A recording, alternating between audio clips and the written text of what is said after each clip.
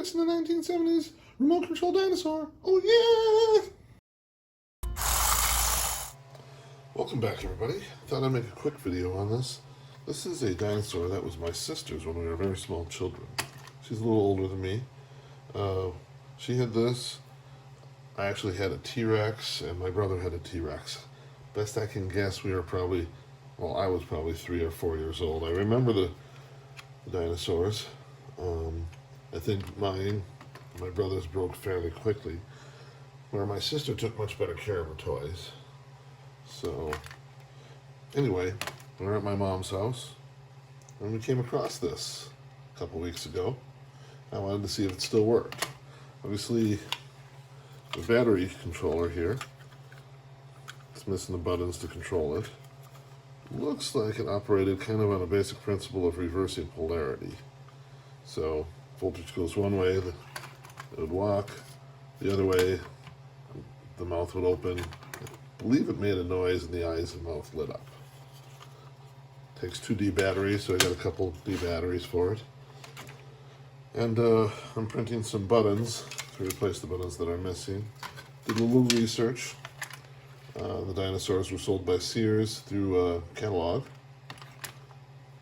Here's a couple metal tabs here. We got 4 screws, 5 actually. So there's a spot for metal tabs here, but they aren't there, which is odd.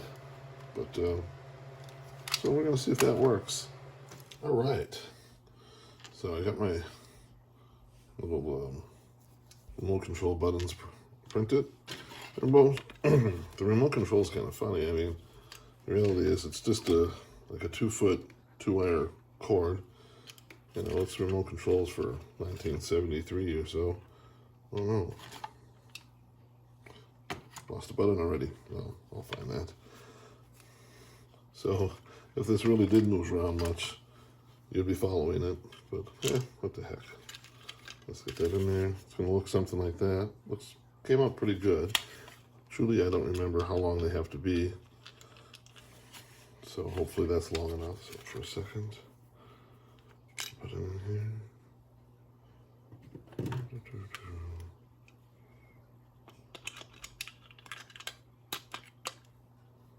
So there we have it. Now this appears that it would have slid into there and tilted up.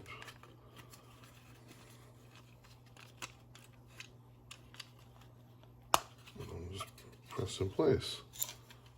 All right, well, let's throw some batteries in and see what it does, huh? Just some cheap D batteries, since you don't really use D batteries with anything anymore. Oh, not a thing. That's most disappointing. All right, let's see if I can show you what I got so far. Looks like I can get it to walk backwards. Looks like the function would just have been a polarity reversal to walk it backwards or forwards. And there's a light in its mouth. But, there we go.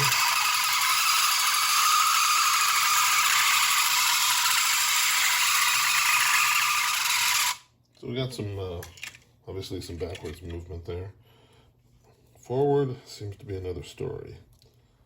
Well, after a bunch of tweaking around, without opening it up yet, I have gotten it to go forward.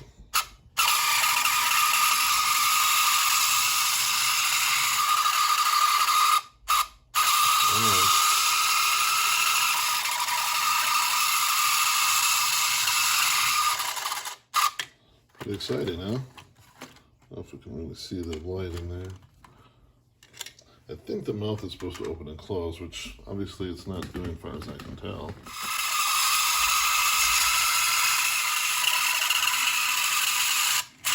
So, there we go. Forward walking motion. So when I take it apart, I'll see if I can find out why that doesn't go up and down anymore. Try to clean up the motor best I can. Alright, let's see what we get here. I got the screws, I just took them out.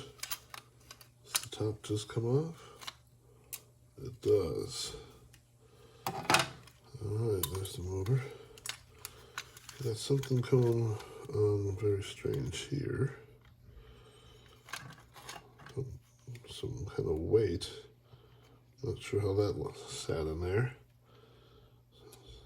Oh, there's two pieces. Do they just sit there? There's the little motor.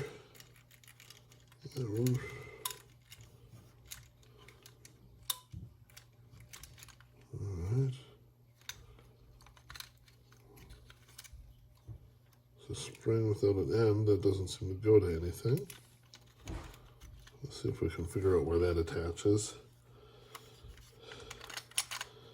I'm guessing these just sit here. That's weird. Gotta give it a little weight, I guess. The mysterious piece is this right here.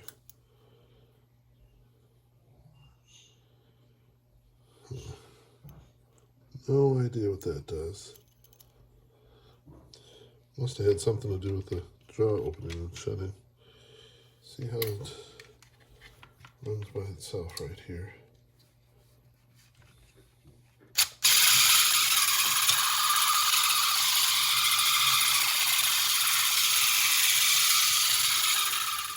Go back the other way.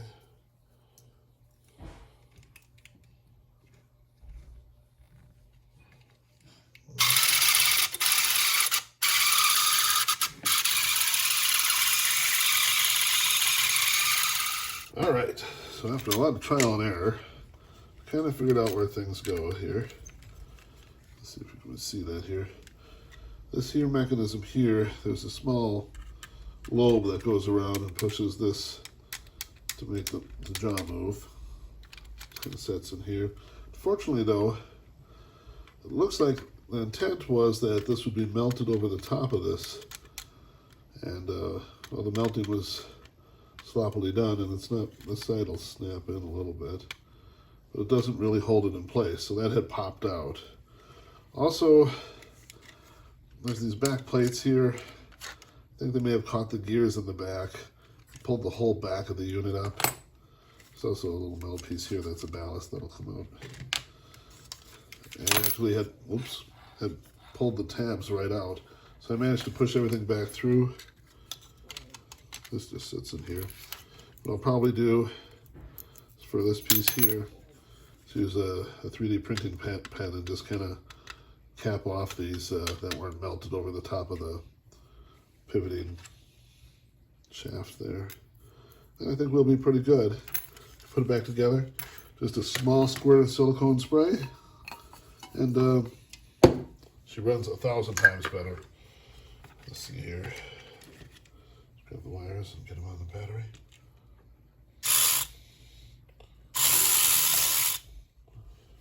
That's hard to hold in place here.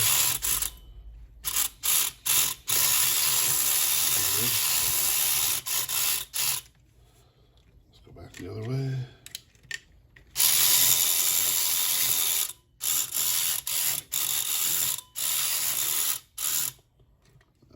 Since I'm just holding the, oh, well, that doesn't help either.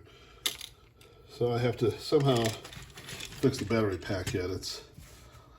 I'll try soldering it back together the way it was originally intended and see if I can get it working with the buttons I 3D printed. If not, maybe I'll make a new one altogether. We'll see. All right, so I got everything put back together.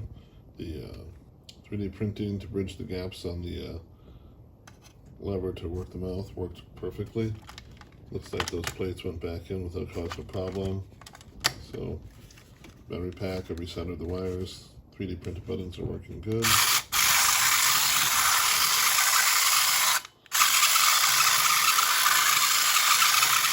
Obviously, I didn't remember quite correctly how the thing functioned. Basically, it's just forward and reverse. At all points, let's try and hold this better. It opens and closes. Oh.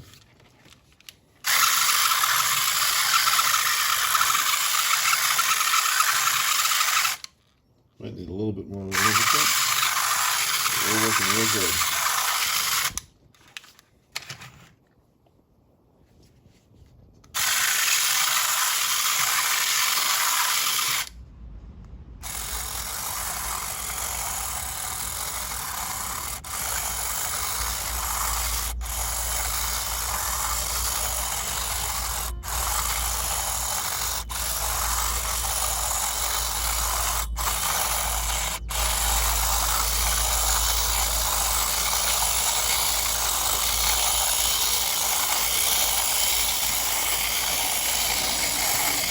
Thanks for watching.